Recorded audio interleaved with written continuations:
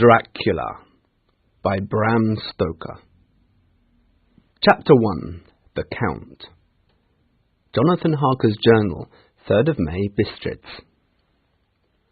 Before leaving for Transylvania to do business with a nobleman of this country, I did some research and found that the district the Count directed me to was in the middle of the Carpathian Mountains, one of the wildest and least known parts of Europe.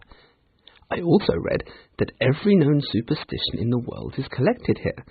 If this is true, my stay here should be very interesting.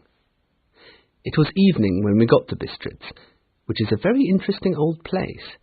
Count Dracula had directed me to go to the Golden Crone Hotel, and when I got near the door of the hotel, I faced a cheery-looking landlady. She smiled and gave a message to an elderly man who was standing next to her. He left, but immediately returned with a letter. My friend, welcome to the Carpathians. At 3 tomorrow the coach will start for Bukovina. At the Borgo Pass my carriage will be waiting for you, and will bring you to me. I trust that your journey from London has been a happy one, and that you will enjoy your stay in my beautiful land. Your friend, Dracula. 4th of May. Just before I was leaving, the landlady came up to my room and went down on her knees, begging me not to go.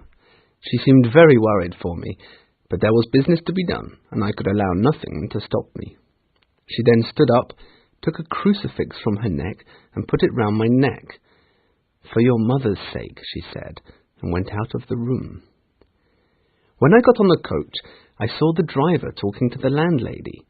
They were evidently talking about me, for they occasionally looked over at me, and I could hear a lot of words often repeated. I must say they didn't sound too cheering for me, for amongst them were Satan, Hell, Witch, and Vampire. After a time, our driver cracked his big whip over the 4 small horses, and we set off on our journey. The road was rough, but we still seemed to fly over it. The driver was clearly losing no time in reaching our destination. When it grew dark, there seemed to be some excitement amongst the other passengers, and the mountains seemed to come nearer to us on each side as we were entering the Borgo Pass. As we slowed to a stop, I looked out for the next coach that was to take me to the Count, but all was dark. There was no sign of a vehicle. I was thinking what I should do, when suddenly the horses began to act strangely and jump about wildly. Then a coach with 4 horses appeared beside us. I could see from the flash of our lamps that the horses were black as night, and driven by a tall man with a long beard and a great black hat, which seemed to hide his face from us. I could only see the shine of a pair of very bright eyes, which seemed red in the lamplight, and sharp-looking teeth as white as snow. I got into the other coach, and, without a word, the strange driver shook his reins, and we drove into the darkness of the pass. I looked at my watch, and saw that it was within a few minutes of midnight. As we rode further and further into the pass, I began to hear the sound of howling of wolves. The sound came nearer and nearer, as though they were closing round on us from every side. I grew terribly afraid, but the driver was not at all disturbed. Suddenly, away on our left, both the driver and I saw a faint blue flame.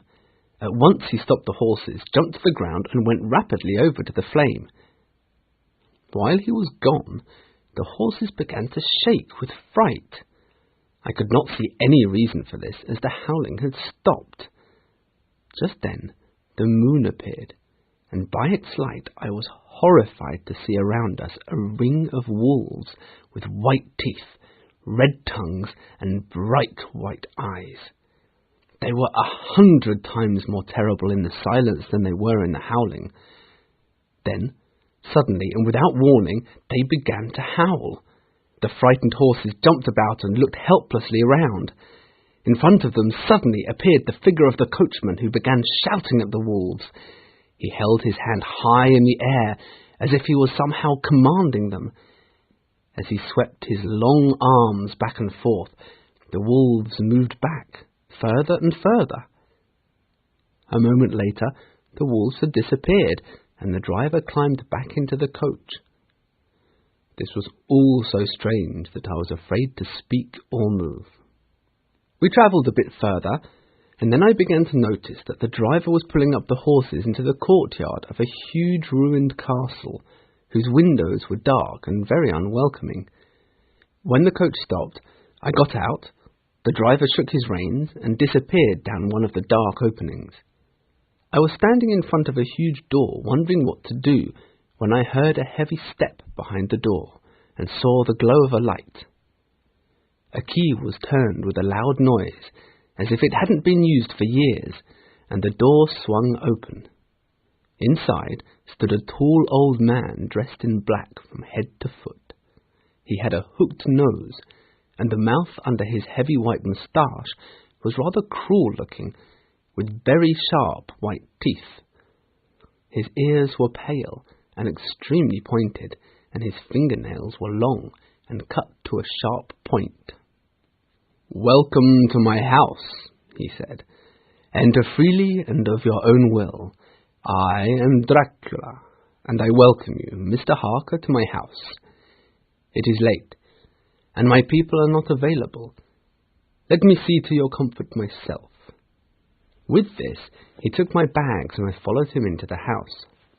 At the end of a great winding stair, and along another passage, he threw open a heavy door, and I was happy to see a well-lit room with a huge fire and a table that was set for supper. "You will excuse me that I do not eat with you," said the Count, "but I have eaten already." After I had finished my supper, I looked towards the window and saw the first light of the coming dawn. There seemed a strange stillness over everything, but as I listened, I could hear the howling of many wolves. The Count's eyes shined. "Listen to them, the children of the night. What music they make." Then he rose and said, "But you must be tired. Tomorrow you shall sleep as late as you will. Sleep well and dream well." Chapter 2. Escape. 7th of May. I slept till late in the day, and when I had dressed myself, I went into the dining room, where I saw that a cold breakfast had been laid out for me. There was a card on the table, on which was written, "I have to be absent for a while. Do not wait for me. D." Some time after I had finished my meal, I looked about for something to read, and found a sort of library. Here I found a large number of English books, magazines, and newspapers. While I was looking at them, the door opened, and the Count entered. "I am glad you found your way in here, for I am sure there is much that will interest you. These books have told me much about my new home in England. Now, come and tell me of London, and of the house which you have found for me." "The estate is called Carfax," I told him, as we sat down to do business. "The house there is very large, with only a few windows high up. It is close to an old church, and there are not many houses nearby, one being a private lunatic asylum." The Count seemed very pleased with the house, and after summer, which again he did not eat, he stayed with me and asked many questions until morning. 8th of May. When I got up, I hung my shaving glass by the window, and was just beginning to shave, when suddenly I felt a hand on my shoulder, and heard the Count's voice saying, "Good morning." I was startled, for I had not seen him come in, and, what's more, there was no reflection of him in the mirror. I must have cut myself when the Count surprised me, for I noticed there was blood on my chin. When the Count saw my face, something happened which I really hadn't expected. His eyes began to burn with anger, and he suddenly tried to grab my throat. I drew away, and his hand touched the crucifix which I still had round my neck. Immediately there was a change in him, and the anger passed so quickly that I could hardly believe that it was ever there. "Take care how you cut yourself," he said. "It is more dangerous than you think in this country." Then, grabbing the shaving glass, he opened the window, threw it out, and left without a word. 12th of May. Last night, I went up the stone stairs to where I could look out the window towards the south.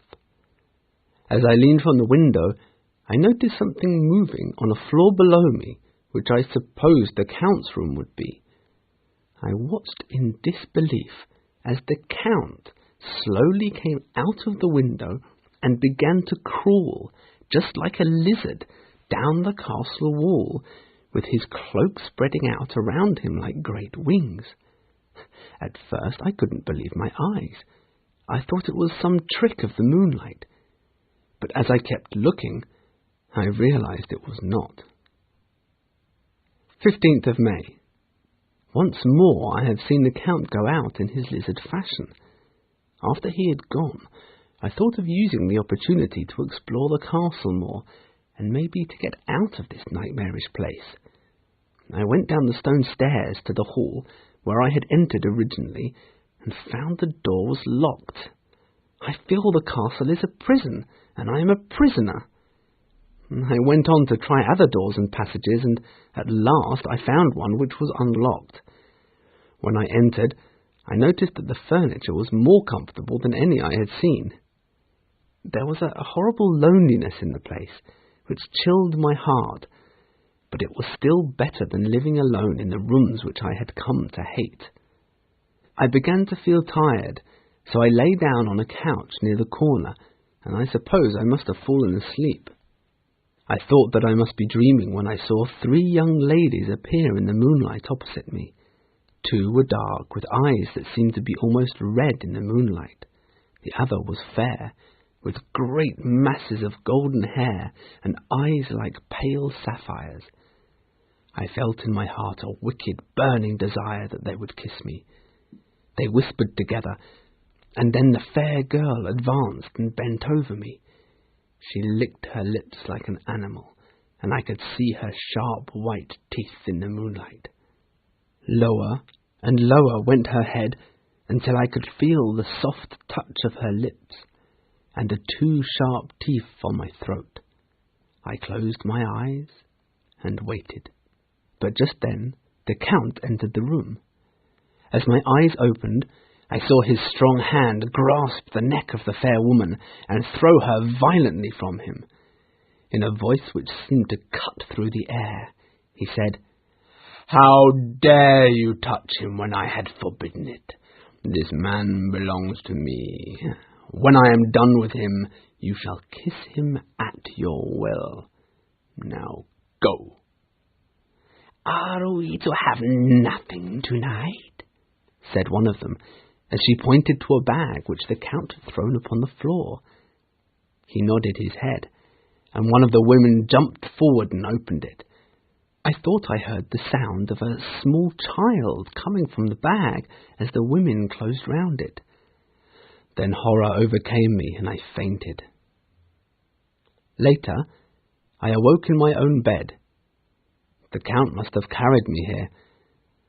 As I looked around this room, I realize I am safer here than anywhere else, for nothing can be more terrifying than those awful women who are waiting to suck my blood.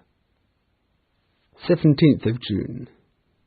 A band of gypsies came to the castle a few days ago, and are staying in the courtyard. They have been working tirelessly somewhere deep in the castle, for I have heard the sound of digging. This morning I heard the sound of whips and horses' feet coming up the path beyond the courtyard. I hurried to the window and saw 2 large wagons containing great square boxes drive into the yard. I tried calling to them, thinking this may be my chance to escape, but nothing would make them even look at me. 30th of June. When morning came, a wild desire took me to find the key to the front door and escape. I decided to try and climb out the window and down the wall to the Count's window. I did not feel dizzy, even though the height was great, and in no time I found myself standing outside the window. I climbed through and looked around for the Count, but the room was empty. In one corner of the room there was a heavy door, which led through a stone corridor, then down a circular stairway. At the bottom there was a dark, tunnel-like passage, which stank so badly I had to cover my nose. At last I found myself in an old ruined chapel. The ground had recently been dug over, and the earth placed in the great wooden boxes brought by the gypsies. Here I made a terrifying discovery. There, in one of the boxes, of which there were 50 in all, lay the Count. His white hair and moustache were changed to dark grey, and his mouth was red with fresh blood, which dripped from the corners of his mouth and ran down his chin and neck. He was either dead or asleep, I could not say which, for his eyes were open. But there was no sign of movement, no breath, no beating of the heart. I shook as I leaned over him to search him, but I couldn't find the key. Then I stopped and looked at the Count. A terrible desire came upon me to rid the world of such a monster. I grabbed a spade, which the workman had been using to fill the boxes, and struck at his hateful face, but as I did so, the head turned, and the eyes fell upon me. The sight seemed to paralyze me, and the spade fell from my hand. Just then I heard the sound of gypsies coming towards the chapel. With a last look around at the box which contained the evil body, I ran from the place. After I had reached the Count's room, I heard a sound in the passage below of many feet, and the crash of boxes being loaded onto the wagons. The gypsies were leaving. I shall not remain alone in this castle with those horrible women. I shall try to climb down the castle wall further than I have attempted, and hopefully find a way from this hellish place, and then a way home to Mina. I must get away from this cursed land, where the devil and his children still walk with earthly feet. Chapter 3. The Storm. Letter from Miss Mina Murray to Miss Lucy Westenra, 9th of May. My dearest Lucy, forgive my long delay in writing, but I have been so busy with work. Jonathan is in Transylvania on business, and will be returning in about a week. I can't wait to hear all his news. It must be nice to see strange countries. I wonder if I mean Jonathan and I, shall ever see them together. Your loving Mina. Letter, Lucy Westenra to Mina Murray, 24th of May. My dearest Mina, here I am, who shall be 20 in September, and yet I have never had a marriage proposal. Today I had 3. Just fancy, 3 proposals in one day. Well, I must tell you about the 3. Number 1 came just before lunch. His name is Dr. John Seward, a doctor from a lunatic asylum. He told me how dear I was to him, but I felt a sort of duty to tell him that there was someone else. Number 2, Mr. Quincy Morris, came after lunch. He's an American from Texas, and he is such a nice fellow who has had many adventures. Mr. Morris sat down beside me and took my hand in his, but I had to refuse him as I did poor Dr. Seward. Lucy. Oh, P.S. About number 3. I have told you of Arthur Holmwood before, haven't I? He is the son of Lord Godalming, and from a very good family. Oh, Mina, I love him, and I have accepted his proposal. Mina Murray's Journal, 24th of June. I met Lucy at the train station, and have come with her and her mother to spend some time in Whitby, where we have rooms. This is a lovely place beside the sea. Right over the town is the beautiful ruin of Whitby Abbey, and between it and the town there is another church with a big graveyard full of tombstones. For me, this is the nicest spot in Whitby, and has a full view of the harbour and the bay. There are walks with seats beside them all through the churchyard, and people go and sit there all day long, looking at the beautiful view and enjoying the breeze. 1st of August. Lucy and I sat a while, and she told me all over again about Arthur and their coming marriage. This made me a little sad, for I haven't heard from Jonathan for a whole month. I'm so worried about him. I wonder where Jonathan is, and if he is thinking of me. Dr. Seward's Diary, 19th of June. The case of Rhinefield grows more interesting every day. He has been catching and keeping a large number of flies, but after I protested, he then began to collect spiders, which he kept feeding with his flies. A few days later I told him that he must get rid of the spiders as well. While I was speaking to him, a horrid fly buzzed into the room. He caught it, and before I knew what he was going to do, put it in his mouth and ate it. I shouted at him for it, but he said that it was very good and gave life to him. After a few more days, Rhinefield managed to get a sparrow by feeding the spiders to it. He now has quite a few sparrows, and flies and spiders are almost completely gone. When I came to see him today, he ran to me and said he wanted to ask me a very great favour. I asked him what it was, and he said excitedly, "A kitten, a nice playful little kitten, that I can play with and teach and feed and feed and feed." I shook my head and said that it would not be possible. I did not want to see his sparrows be eaten in the same way as his flies and spiders. As I said this, he threw himself on his knees and begged me to let him have a cat, saying his salvation depended on it. I was firm, however, and told him that he could not have it.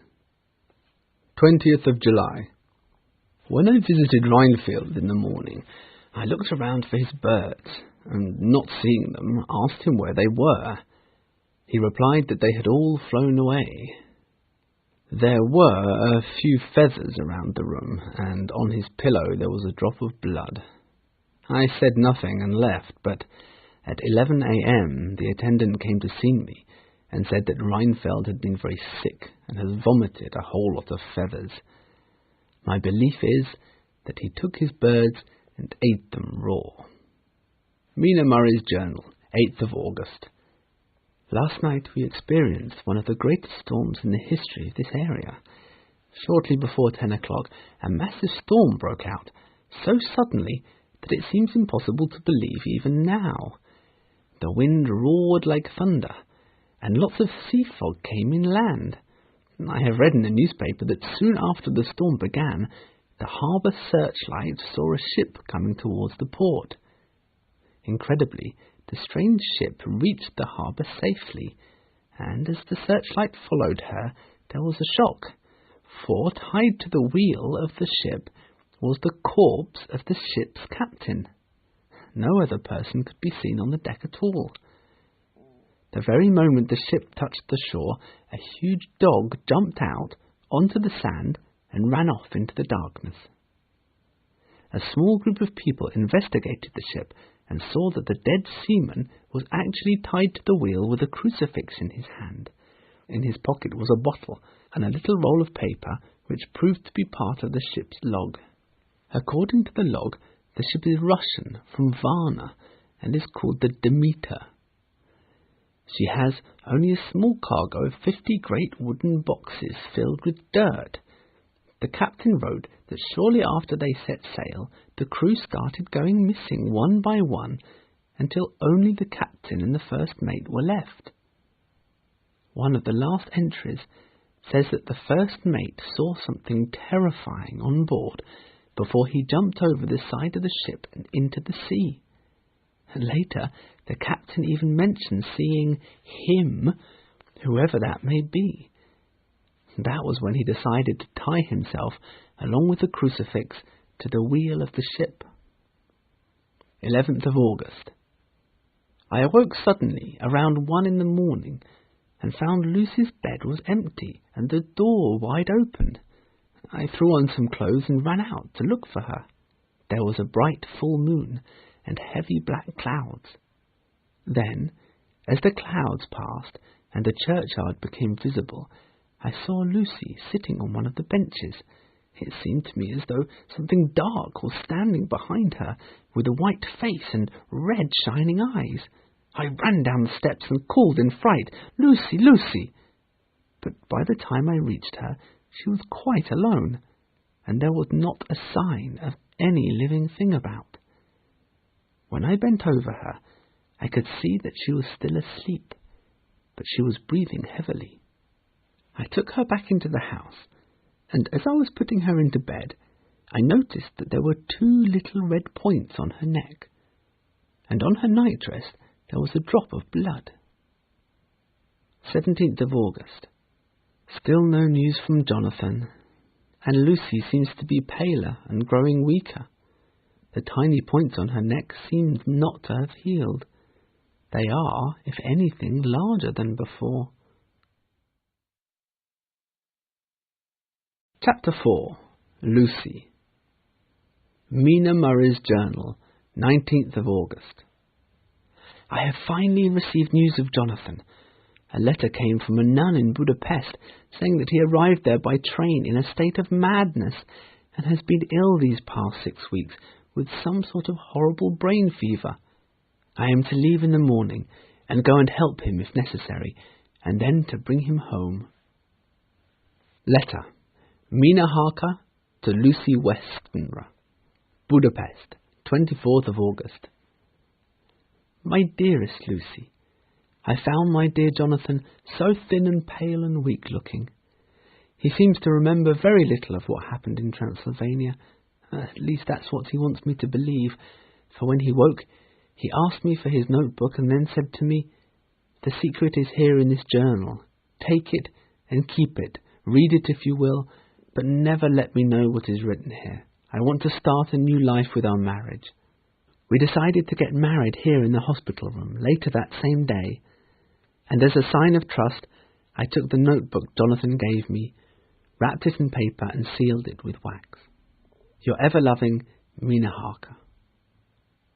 Lucy Westenra's Diary, Hillingham, 24th of August. I wish Mina were here with me again, for I feel so unhappy.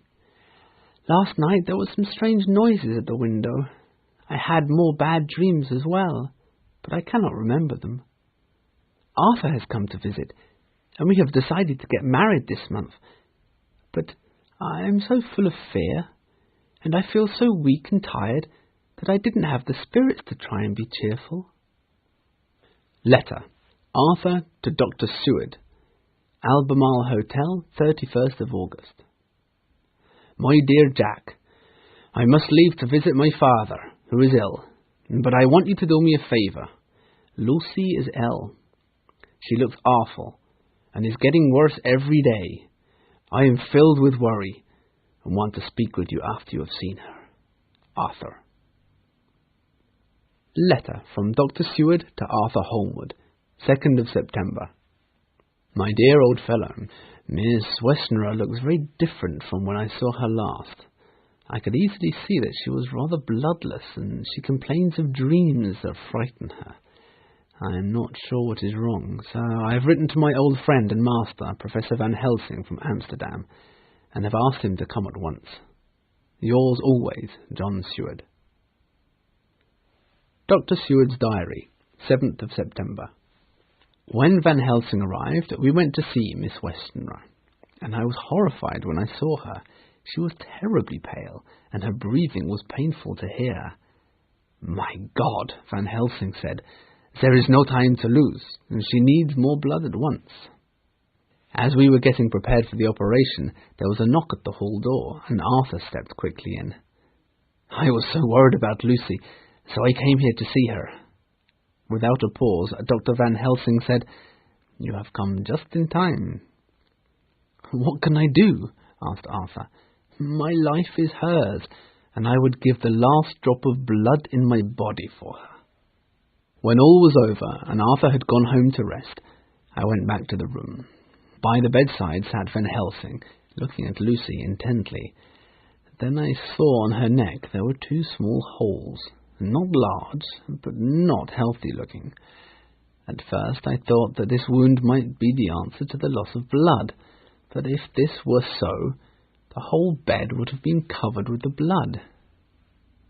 11th of September. This afternoon, Van Helsing brought a great bunch of white flowers to Lucy, who seems to be feeling much better. Lucy started smelling the flowers, and then with a sad look on her face, she said, "Why, these flowers are only common garlic." The Professor took the garlic and placed it round the room. Then he tied some together for Lucy to wear round her neck, and made her promise not to take it off. Memorandum left by Lucy Westenra, 17th of September. Shortly after I went to bed, I was woken up by the sound of strange noises at the window. "Is there anybody there?" I said, but there was no answer. I went to the window and looked out, but could see nothing except a big bat. A few minutes later, the door opened and my mother looked in. Seeing that I was not asleep, she came in and sat by me to see if I was well. Just then, there was a crash at the window, and through the broken window came the head of a huge grey wolf. Mother cried out and grabbed the garlic that Dr. Van Helsing had put round my neck. For a second or two, she sat up, pointing at the wolf, and there was a strange and horrible sound in her throat. Then she fell over dead, as if struck by lightning. I must have fainted, for I remember no more for a while. When I awoke, the wolf was gone, and I am now alone in the room with my poor dead mother. I feel I am dying of weakness, so I shall leave this paper for somebody to find if I should not survive this night. God help me. Dr. Sewer's Diary, 18th of September. I received an urgent telegram this morning from Dr. Van Helsing asking me to check on Lucy. When I arrived at the house, I knocked loudly on the door, but no one answered. Just then, I saw the Professor running up the road and shouting, "How is she? Are we too late?" We went round to the back of the house, found an open window and climbed through. We quickly ran up the stairs to Lucy's room, and with white faces and shaking hands, we opened the door and entered the room. On the bed lay Lucy and her poor dead mother. Without a word, the Professor bent over the bed to inspect Lucy.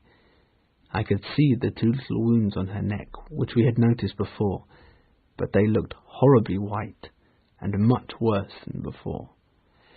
Then the Professor cried out to me, "It's not too late yet. Quick, get heat and fire and a warm bath. We need more blood again, and soon." After we had warmed Lucy up and taken her back to her room, we once again went through the horrible operation of giving her blood. 20th of September. The Professor, Arthur, Quincy and I have all been taking turns watching over Lucy, so that she is never alone for a moment. At 6 o'clock, Van Helsing came to take my place. When he saw Lucy's face, he bent down and examined her carefully, and I noticed that her teeth looked positively longer and sharper than usual. As he removed the garlic from around her neck, he shouted, "My God!" I bent over to look at her, and a chill came over me. The spots on her throat had completely disappeared. For 5 minutes, Van Helsing stood looking at her. Then he turned to me and said calmly, "She is dying. Wake Arthur and tell him to come." When Arthur arrived, Lucy opened her eyes and whispered in a soft voice, "Arthur, oh my love, I am so glad you have come. Kiss me." Arthur bent over to kiss her, but at this moment Van Helsing grabbed him by the neck with both hands and actually threw him across the room. "Not on your life," he said. "Not for your living soul and hers." Arthur was so shocked that he did not know what to do or say, but before anything else could happen, Lucy's breathing became heavy again, and all at once it stopped. "It is all over," said Van Helsing. "She is dead." I took Arthur by the arm and led him away to the next room, where he sat down and cried. Then I went back to the room and stood beside Van Helsing and said quietly, "Poor girl, there is peace for her at last. It is the end." He turned to me and said gravely, "Not so. It is only the beginning." Chapter 5. The Undead. Mina Harker's Journal, 22nd of September. Jonathan has been keeping busy with work ever since we returned to Exeter, and doesn't look so thin anymore. He occasionally wakes up in the night trembling, and still needs looking after though. Today, Jonathan and I were on our way back through town, when suddenly I felt him grasp my arm so tightly that it hurt. He was very pale, and was staring in terror at a tall, thin man with a black moustache and pointed beard. "My God, it is the man himself," he said with horror. "I believe it is the Count, but he has grown young. Oh my God, if only I knew." He continued staring until the strange man was out of sight, but would say no more about it, and has not been himself since. I am worried for him, and I fear the time has come when I must read his journal and know what is written. Oh, Jonathan, forgive me, but it is for your own good. 24th of September. That terrible journal of Jonathan's upset me so. I wonder if there is any truth in it at all, or did he get his brain fever and then write about those terrible things? And yet that man we saw, Jonathan seemed quite certain it was the Count. Letter. Van Helsing to Mrs. Harker, 24th of September. Dear Madam, I have the sad responsibility to tell you that your dear friend Lucy has passed away. I am a friend of Dr. John Seward and of Arthur Holmwood. I wish to come to Exeter to see you at once. I have read your letters to poor Lucy, and I have many questions. Van Helsing. Mina Harker's Journal, 25th of September. Van Helsing arrived at 2:30. "I know that you are with Miss Lucy at Whitby," he said after we met, "and I ask you to please tell me all of it that you can remember." "I can tell you about it. I wrote it all down at the time, and I can show you if you like," I said as I handed him the diary. "Read it over while I order lunch, and then you can ask me questions while we eat." When I came back, I found him walking up and down the room, his face full of excitement. He rushed up to me and took me by both hands. "Oh, Madam Mina," he said, "how can I say what I owe to you? There are darknesses in life, and there are lights. You are one of the lights. You will have a happy life with your husband. Tell me of him. Is he quite well?" I saw here a chance to ask him about Jonathan, so I said he was almost recovered, but when we were in town last Thursday he had a sort of shock. He thought that he saw somebody who reminded him of something terrible. Then I began to tell him everything about Jonathan's journal and the unbelievable stories it contained. Afterwards I gave him a copy of Jonathan's journal and asked him to read over it and tell me if he thinks there is any truth in it. Letter. Van Helsing to Mrs. Harker, 25th of September. Dear Madam Mina, I have read your husband's diary. Strange and terrible as it is true. I am glad that I came to see you, for I have learned so much. Yours, Abraham Van Helsing. Jonathan Harker's Journal, 26th of September. I thought never to write in this diary again, but the time has come. When I got home last night, Mina told me of Van Helsing's visit and of her giving him copies of the diaries. She showed me in the doctor's letter that all I wrote down was true. It seems to have made a new man of me, for I had been doubting my own sanity about what had happened in Transylvania. But now that I know, I am not afraid, even of the Count. Dr. Seward's Diary, 26th of September. Van Helsing came back today and pushed last night's newspaper into my hand. I looked over the paper, and he pointed out a paragraph about children being taken and injured by a strange lady in Hampstead. I did not understand until I reached the part where it described that the injured children had 2 small wounds on their neck. It is like poor Lucy's, I said. Whatever it was that injured her has injured them. That is true indirectly, but not directly, he said. When I asked him to explain, he placed his elbows on the table, covering his face with his hands as he spoke. They were made by Miss Lucy. 29th of September. At Van Helsing's request, I telegrammed Arthur and Quincy and asked them to come and meet us as soon as possible. After they arrived, Van Helsing told us what he wanted to do. I want you to come with me to the churchyard at Kingstead, said Van Helsing, and then to enter the tomb and open the coffin. Arthur looked at him in shock. Professor, is this some horrible joke? He said angrily. After a pause, Van Helsing went on. Miss Lucy is dead, is it not so? Then there can be no wrong to her. But if she is not dead... Arthur jumped to his feet. Good God, he cried. What do you mean? Has she been buried alive? I did not say she was alive. I go no further than to say that she might be undead. All I ask now is that you come with me, and that you look and listen. It was just before 12 o'clock when we got into the churchyard. We all kept close together, and when we came to the tomb, the professor unlocked the door, and we all entered. Once inside, we walked over to the coffin and began taking the lid off. When the lid was removed, we all looked in. The coffin was empty. For several minutes, no one spoke a word. The silence was broken by Van Helsing. We must wait outside and hide. Much stranger things are yet to be.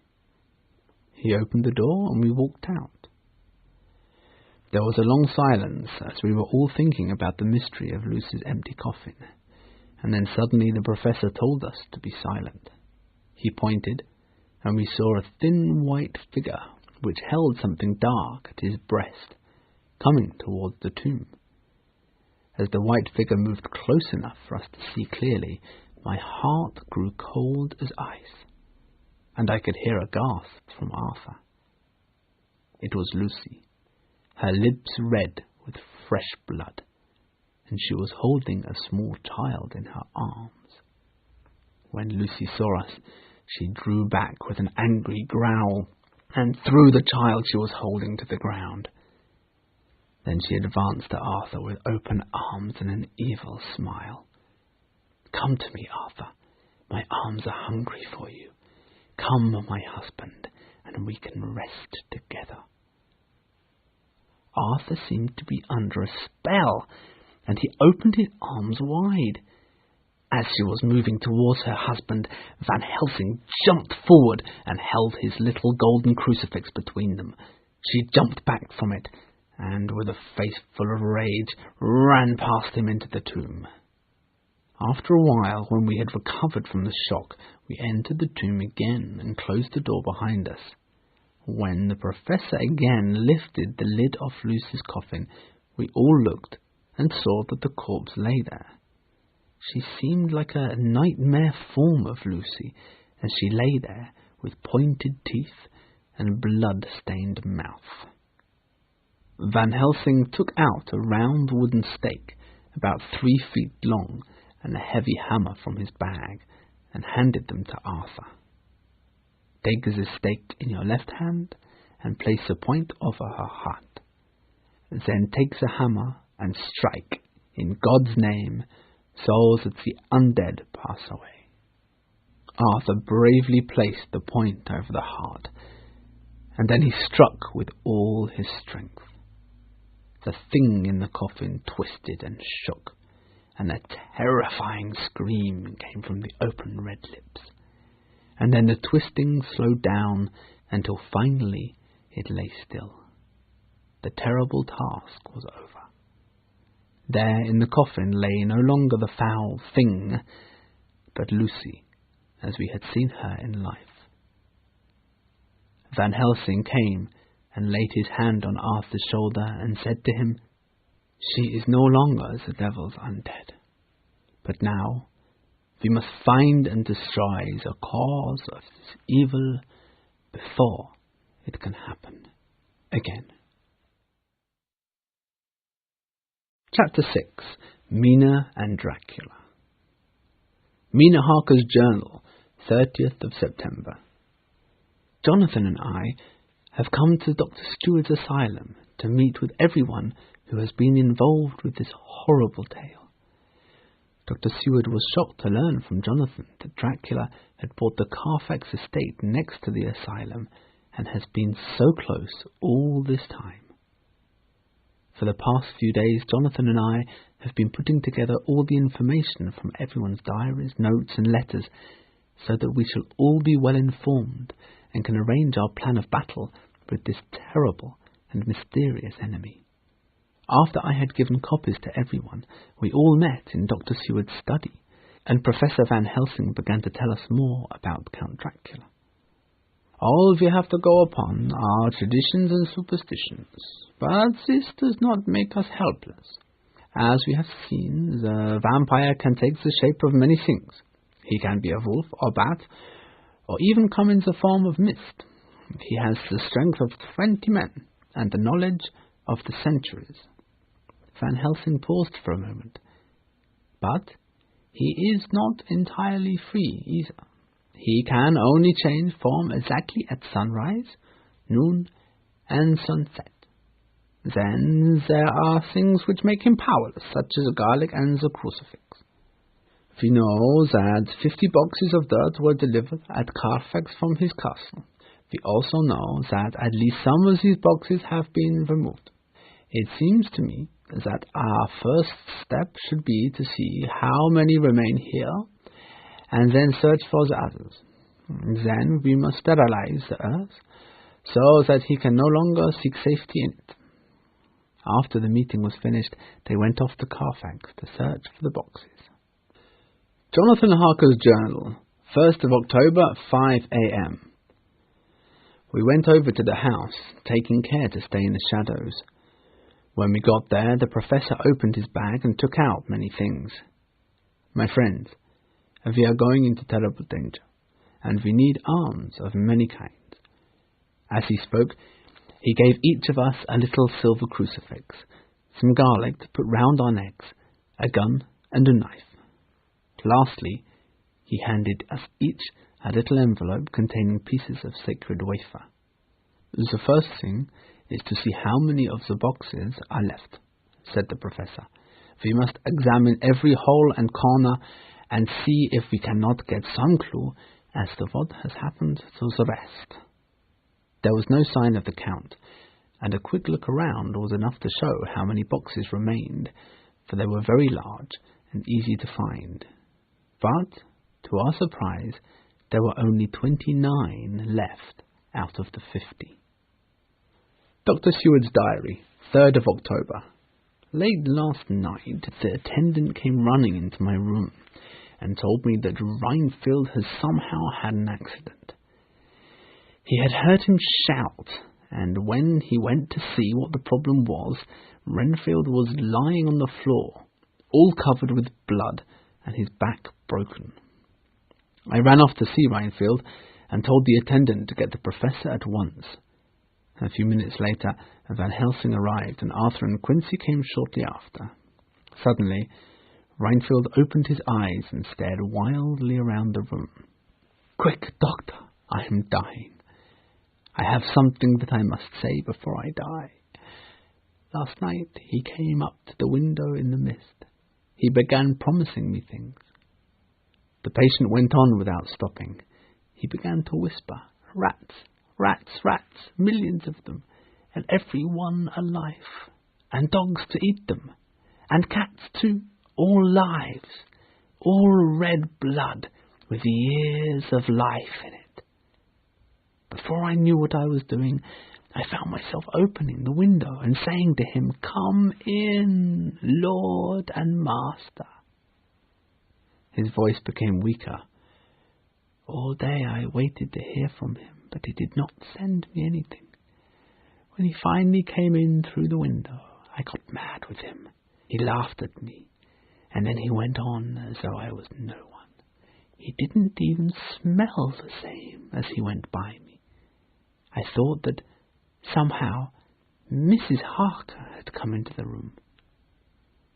The professor began to shake, but Reinfeldt went on without noticing. When Mrs. Harker came in to see me this afternoon, she was much paler than before. It made me mad to know that he had been taking the life out of her. So when he came tonight, I was ready for him.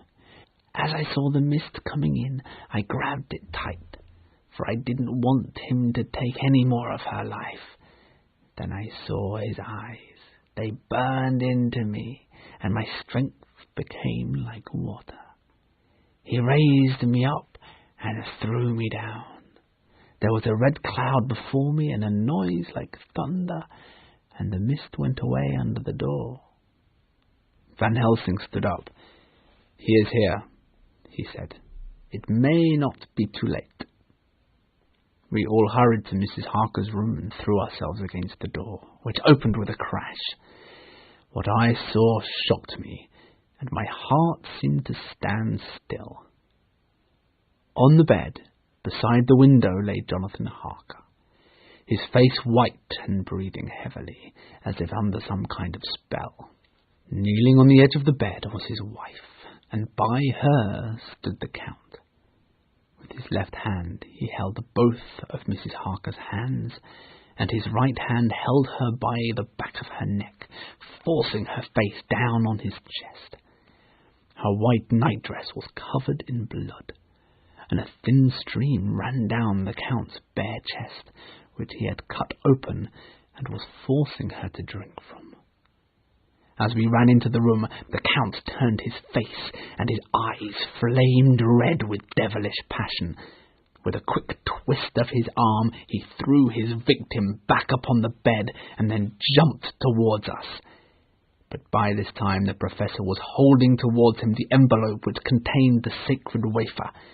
The Count suddenly stopped and backed away as we, lifting our crucifixes, advanced. Suddenly became dark as a great black cloud covered the room.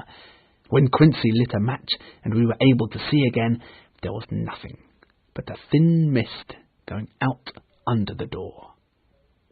Van Helsing, Arthur, and I moved forward to Mrs. Harker, who by this time was screaming loudly. Her face was horrifying, and from her throat dripped a thin stream of blood where the Count had bitten her. Her eyes were mad with terror. Then she put her face into her hands and began crying. "Unclean, unclean! He made me drink his blood. He said I am now one with him and shall come to him whenever he calls. God pity me." Jonathan had by this time woken up from the spell the Count had put on him.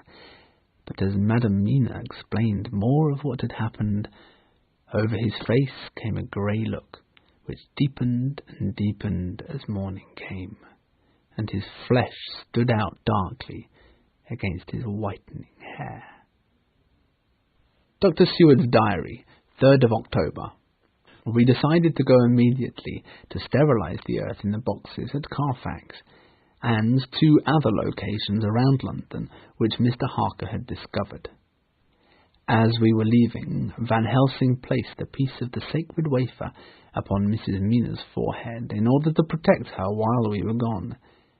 As he did so, it burned into her flesh, as though it was a piece of white-hot metal, and has left a mark on her that reminds all of us that Mrs. Mina now has the blood of the Count within her veins, and is slowly becoming like him. Chapter 7. The Chase and the End of Dracula. Jonathan Harker's Journal, 4th of October. Yesterday we found all but one of those foul boxes brought to London by the Count. We had returned home after sterilizing them by putting a piece of the sacred wafer within each, and were all wondering what next to do when Mina asked me to get the Professor. She explained that if the Count's mind is connected with hers, then she might be able to discover where he is if Van Helsing tried to hypnotize her. After the Professor had put her into a kind of sleep, he asked her many questions. She described that all was dark, and she could hear the sound of water and the noise of feet coming from somewhere overhead. "He means to escape," said the Professor. "He is afraid. He has taken his last box on board a ship, and he is leaving. We must follow him for Madame Mina's sake." 6th of October. After some investigation, we found the ship that was carrying the Count. It is called the Czarina Catherine, and is on its way to Varna. The ship will take at least 3 weeks to reach Varna, but we can travel overland to the same place in 3 days. 28th of October. We waited many days for the ship in Varna, but one night a strange fog covered the city, so that we could see nothing. Later, we discovered that the ship had sailed past Varna and had landed a few 100 kilometers further up the river in Galatz. Mina Harker's Journal, 30th of October. When we arrived in Galatz, we found that the Count had once again escaped us, and that the box had been collected by his loyal gypsies to be taken back to his castle. Van Helsing hypnotized me once more, and afterwards he said that I spoke of seeing light and hearing the sound of water and the faraway howling of wolves. The Professor has suggested we split up. Jonathan and Mr. Holmwood will try to catch him by boat, and Mr. Morris and Dr. Stewart will hire horses and go after him by road. The Professor and I shall make our way by train and carriage to Castle Dracula, and try to stop him from entering his own home by sterilizing the earth and making it clean of evil. Memorandum by Abraham Van Helsing, 5th of November. We reached Borgo Pass just after sunrise 2 days ago, and all yesterday we travelled through the snow, getting closer and closer to the mountains. Madame Mina is slowly changing. She sleeps all through the day now and refuses to eat. When evening came, I made a fire to keep us warm. Then I drew a ring in the snow round where Madame Mina sat, and over the ring I placed some of the sacred wafer. She began white with fear and started to shake. Then I asked her to come near the fire. She stood up, took one step, and then stood completely still. She shook her head and said simply, "I cannot." I was happy, for though she was becoming more a vampire, I knew that her soul was safe within this holy circle. When morning came, I turned to wake Madame Mina, but she lay in a deep sleep, from which I could not wake her. When the sun was higher in the sky, and I felt as though I was safer, I left Madame Mina sleeping within the holy circle, and made my way to the castle in search of the 3 vampire women who Jonathan described in his journal. While searching for their graves in the old chapel, I noticed that there was one great tomb, larger than all the rest. On it was just one word: Dracula. This was the undead home of the King Vampire. I laid some of the sacred wafer in Dracula's tomb, and then began the terrible task of destroying the devil woman lying in the other tombs. It was horrible work, but as soon as my knife had cut off their heads, their bodies began to turn into dust. Mina Harker's Journal, 6th of November. It was late in the afternoon when the Professor and I made our way towards the east, where I knew Jonathan was coming. We could hear the distant howling of wolves. They were far off, but the sound was full of terror. I knew from the way Dr. Van Helsing was searching about that he was trying to find some place where we could protect ourselves if attacked. In a little while the professor found a wonderful spot. Then, taking his field glasses from his case, he stood on the top of the rock and began to search the horizon. Suddenly he called out, "Look, Madam Mina, look!" I jumped up and stood beside him on the rock. Straight in front of us came a group of gypsies on horses, hurrying along. In the middle of them was a long wagon, and on it was a square chest. The evening was now getting closer, and I knew that at sunset the thing within the box could change into many forms and try and escape. In fear, I turned to the professor. Then he gave a sudden cry. "Look, look! 2 horsemen are following fast. It must be Quincy and John." Looking round, I saw on the north side 2 other men coming as well. One of them I knew was Jonathan, and the other was Mr. Holmwood. When I told the professor, he shouted happily, and we both hid behind a rock and held our weapons ready. As the 3 groups came closer, 2 voices shouted out, "Halt!" One of them was Jonathan's, and the other Mr. Morris. The gypsies came to a stop, and Mr. Holmwood and Jonathan rode up on one side, and Dr. Seward and Mr. Morris on the other. At the same moment, Dr. Van Helsing and I rose from behind the rock and pointed our weapons at them. Seeing that they were surrounded, the leader shouted, and every one of the gypsies drew their weapons and formed... Seeing that they were surrounded, the leaders shouted, and every one of the gypsies drew their weapons and formed a circle around the cart to protect it. All 4 men of our party ran towards the cart. I could see Jonathan on one side of the ring of men, and Quincy on the other, forcing his way to the cart. Jonathan managed to jump up on the cart, and with a strength which seemed incredible, raised the great box and threw it to the ground. In the meantime, Mr. Morris had had to use force to pass through his side of the ring of gypsies, and they used their knives to try and stop him. At first I thought that he had come through safely, but as he jumped up beside Jonathan, I could see that he was holding his side and that blood was dripping through his fingers. Jonathan then attacked one end of the chest, attempting to take off the lid with his huge knife. The nails came out with a painful sound, and the top of the box was thrown back. The sun was almost down on the mountain tops, and the shadows of the whole group fell upon the snow. I saw the Count lying within the box upon the earth. He was deathly pale, and his red eyes glared with a horrible, cruel look.